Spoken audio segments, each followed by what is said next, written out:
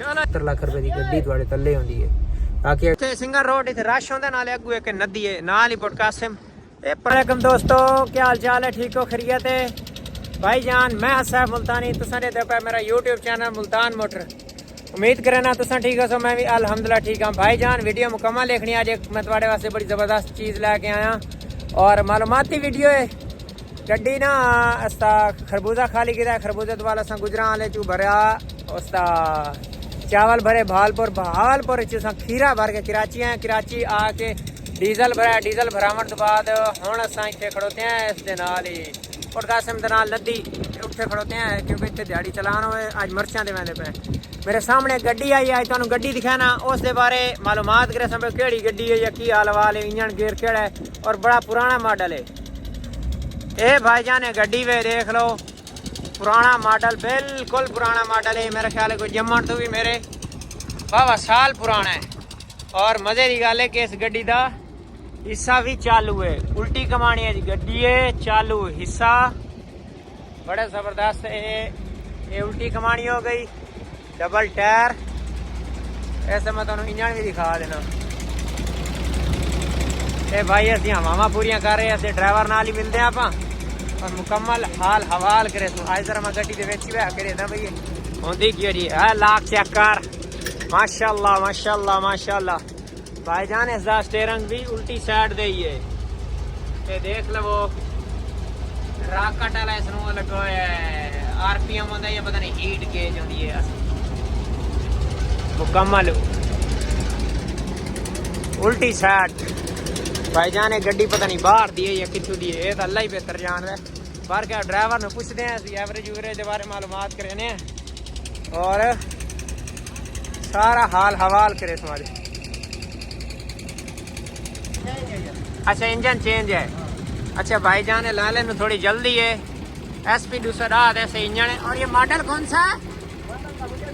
तुम्हारे से भी बड़ा चलो जी माशाल्लाह गड्डी भाई पूरी अकपाल मोटर है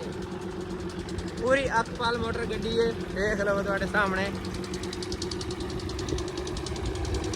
ये जा रही है और ये चलती है पानी ते चलती है गड्डी मैंने तो इस बारे को नहीं पता लेकिन तुसा दसना इसका इंजन आता चेंज है इंजन भाई चेंज हो इस गड्डी का मालूमाती गड्डी है हाँ जी भाईजान चलो जी अल्लाह हाफिज़ हो गया अल्लाह हाफिज़ लव यू हो गया सारे बाकी दसना जरूर है भैया गड्डी है केड़ी यार मैं तो अज पहली दफा ही देखता पी इसनू चालू ही सजो सामने देख लो इसका हिस्सा भी चालू है बाकी अल्लाह खैर के 7287 साढ़े नाल है 7287 दे नैक शाह साहब ये सैयद भाईजान सैयद अस एहतराम करेने माशाल्लाह अल्लाह पाक सानू साड़ी गरीबनी वास्ते भी भाई दुआ कर दी करो ये भी माशाल्लाह शफीक शाह अस्सलाम वालेकुम भाईजान क्या हाल है ठीक हो खैरियत है ये दवाइयां कई रखी हुई हैं अच्छा पीर दियां बीमार है हाँ जी मुर्शद गल ही में यार इस गड्डी की तुम बचत के हिसाब के नॉर्मल तो चक्कर कितना बच वेंदा है लाहौर का 75,000 एक चक्कर का गड्डी बचेंदी है चलो जी माशाल्लाह ये तो नॉर्मल सीजन है चलता है ये अपनी अल्हम्दुलिल्लाह शहजादी खड़ोती है ये तो थोड़ी पुरानी लेकिन साढ़े वास्ते शहजादी है इंशाल्लाह राती मर्चा ब्रेसू एक सोना या विलाग हो सी इंशाल्लाह नेक्स्ट और जेड़े दोस्त यार कमेंट किते करो थोड़ा ही हौसला वध वेंदा है कि साढ़े चावण वाले साढ़े दोस्त जेड़ा ना सानू एप्रीशिएट कर रहे हैं बाकी देख लो टोटल गड्डियां जितनियां भी आ रही हैं ये पॉडकास्ट तो लोड हो के आनियां पईयां वे इत्थे सिंगर रोड इत्थे रश होंदा नाले अगू एक नदी है नाल ही पॉडकास्ट ये परली साइड दे टोटल समंदर है ये हुण NLC दियां हो गईयां या वैसे भी जड़ियां गड्डियां हैं दूसरे सिवल ट्राले ये सारे पॉडकास्ट तो लोड हो के आते पे क्योंकि पॉडकास्ट नाल है इत्थे अग्गा होने इस साइड दे ना तले नदी खड़ोता होंगे ना मोटर इस वाले ट्रैफिक पुलिस वाले वो बिला वजह ही चलान कर देंगे इस वजह वाला अस फिलहाल अग्गा नहीं गए उसकी वजह यह आई के अच्छा यार काफ़ी दोस्त ना मैसेज करेंदे बैन और कमेंट भी कीते ने कि राकट दा खरबूजे ते सैंपल दा इको टाइम होंदा है। टाइम भाई टाइम दा माल जेड़ा भी होवे उन्हां दा किराया उसदा मतलब है कि टाइम इको ही होंदा है। बाकी दूजा एक दोस्त ये भी पूछा है कि उसका जड़ा है ना मतलब है कि राकट 1 लीटर कितने किलोमीटर करेंदी है। राकट ये तकरीबन 4.5 5 तक तकरीबन एवरेज दे वैंदी है जड़ी मतलब सही मैंने गड्डी जुड़ी हुई है। बाकी साडी भी हुण माशाल्लाह 5.5 क्या ज्यादा 6 लीटर ही एवरेज आ रही है, लेकिन 5 5.5 नॉर्मल चलती पई है। दूजी गल है कि मैं ना गल तो वैसे नहीं करेंदी वाल माड़ी गल है, लेकिन चल यार कोई नहीं कर लेना। काफी दोस्त में एक मतलब एक साडी गड्डी हो गई, एक एसन 0215 वाली एसन दी एसन विराज जड़ा अक्सर साडे नाल वधाउंदा पिछे तो पिछे वीडियो उसदे नाल बनाई जड़ा बंपर रंग करंदा पिया ओ ते असां एक दूजे दे मशवरे दे मुताबिक ही चलदे हैं। तकरीबन वो भी अगर कोई माल शाल लोड करे तो साडे कोल मशवरा लै लैंदे पुछ लैंदे, असां भी उस दे मुताबिक जेड़ा चक्कर कोई भी अल्हम्दुलिल्लाह अल्लाह दा लख लख शुक्र है। वड्डा बोल मेरे सोने रब नूं पसंद कोई नहीं। गड्डी भाईजान मुल्तानों निकले कराची आवे, कराचियों वापस फैसलाबाद लाहौर गुजरांवाले मतलब पंजाब साइड पिंडी पिशावर ये साइड तुसा ना लाओ उड्डे उस वेले पंजाब विच वन्ने ते वापसी वल मुल्तान आवे ते गड्डी अगर मतलब है कि कापी ना छोड़े ना तो साड़ी समझ रोजी नहीं आती। घट्टो घट मतलब है कि लाख रुपये का बचत आनी चाहिए ना। आयल उल करा के सर्विस ग्रीसा करा करू के घट्टो घट 1 लाख रुपये बचत तां ते साड़ी समझ आती है। अगर असा को गड्डी असा पेल रखो तो भाई चल खाली चल बदीन मातली तलार उठू आई ते गड्डी वने गुजरांवाले फैसलाबाद वाल तो खाली पेल के दे आगे असा सुनाऊं 40,000 रुपये बचत आ गई है।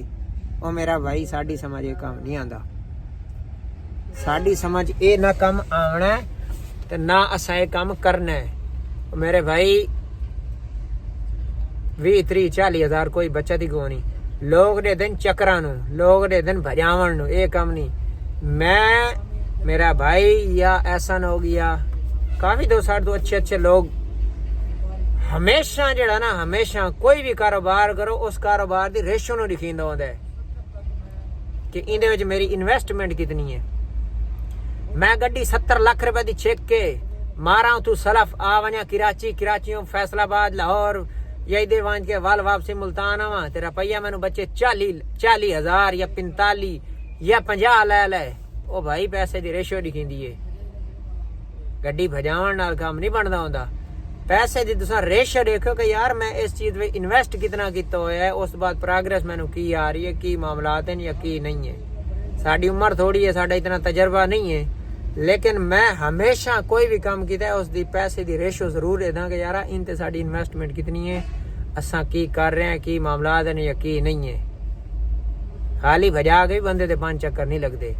गड्डी जदन भी जेड़े बिरा अगर नवे भी है ना कोशिश हमेशा मेरे भाई हमेशा मैं तेन वल आता भी हमेशा कोशिश ये करनी है कि गड्डी जिथू भी आवे बंदा लोड करके आवे। दिहाड़ी त्रुट्टी वारे आंदी है, लेकिन खाली पेल के आना वारे नहीं आंदा। तुस आओ पेल के परले दा माल ढोने को लाजमी है। ये काम साड़ी समझ नहीं आंदा और ना ये साड़ी समझ आमना है। बाकी अगर कोई राय भी दे सकता है, हो सकता है मतलब ऐसा जड़ा काम कर रहा हूँ गलत होवे या कोई इस तरह की, मैं किसी का अटैक टूक नहीं कर रहा, लेकिन मेरा जड़ा नज़रिया है, मेरी जड़ी सोच है, मैं वैसे डायरेक्शन को देख के चलता हूँ ना कि इस इन्वेस्टमेंट कितनी है, कितना टाइम बच रहा है, की मामला साड़ी हमेशा कोशिश ये आ रही है कि माल लद गई वनो।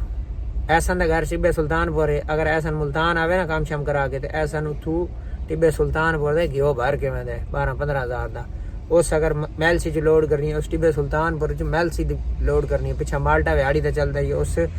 दिहाड़ी भां बनी दी कोई मसला नहीं, लेकिन उस गड्डी इथू लोड कर। हाँ किराया ठीक है, 65-70-80 हज़ार लगता भी वाल, चलो ठीक है कोई नहीं पेल रखे, लेकिन जिस टाइम किराया थोड़ा घट होंदा ना वल ओ क्योंकि पहुंच भाईजान जब तक तुहाडे कोल डीजल दे भी कम से कम अगर तुहाडे कोल कराची आके पैसे पूरे हो गए ना बराबरी की खड़ोती है तो वाल तारा निजाम ठीक है। उडू बंदा बनाम हो गया वे इथू बाहर वने तो वाल फायदा उस चीज का मेरे भाई कोई भी फायदा नहीं है। हमेशा हमेशा हमेशा जितू भी तुसा माल भरो उस रेश रखो कि भाईजान जितना मैं सफर कर रहे हैं इतना मेरी जेब में डीजल ही आ गई है कोई ना, या डीजल आया कौन चल मुल्तानी पेल आ रही है तो जा ये काम नहीं, ये काम कभी भी नहीं करना। और ना मैं कहना मशवरा देसा खाली भजा के आवन नाल 20-30-40 की भाईजान कोई वैल्यू भी कोई 70 लाख रुपए की गड्डी थोड़े तले होंदी है। बाकी अगर मेरी किसी ने गल मतलब है कि मेरा किसी जगह से कोई गलत पैगाम होवे या किसी चीज़ मैंने समझ ना तो कमेंट लाजमी करें।